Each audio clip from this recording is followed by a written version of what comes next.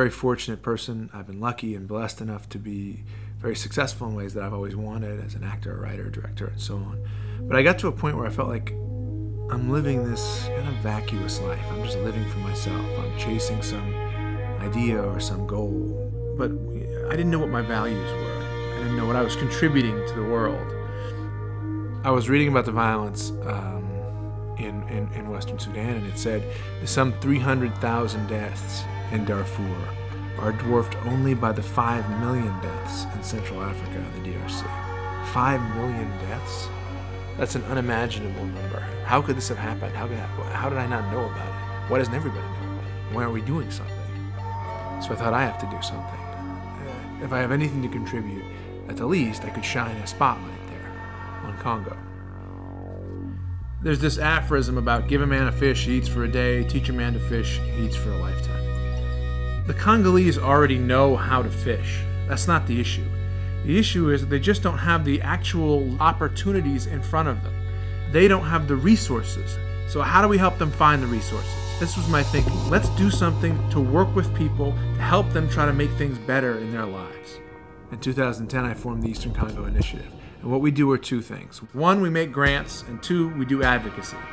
What's different about us is who we make grants to.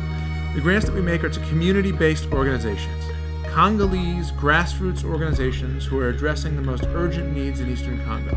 We looked around to see who was doing the best work, and we found out that it was actually the local organizations themselves. The Congolese people who lived in these neighborhoods, who worked in these communities. These were the people who had survived the poverty and the violence and were there working because their lives depended on it, because their communities depended on it. These groups had no access to funds, and I thought this is a place where there's a real need.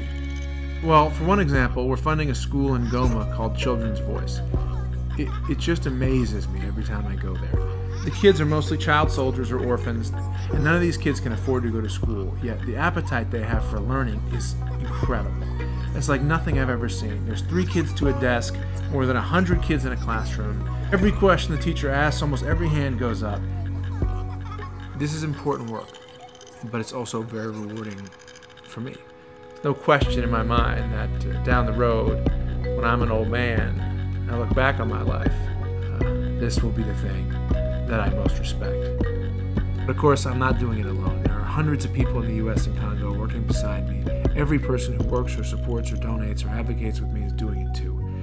This is what I believe in, what I think of as the meaning of life. Getting involved with something, helping others, improving the fabric of the universe. And I believe if you do that, even just a little bit, I think you'll find your life gets better too.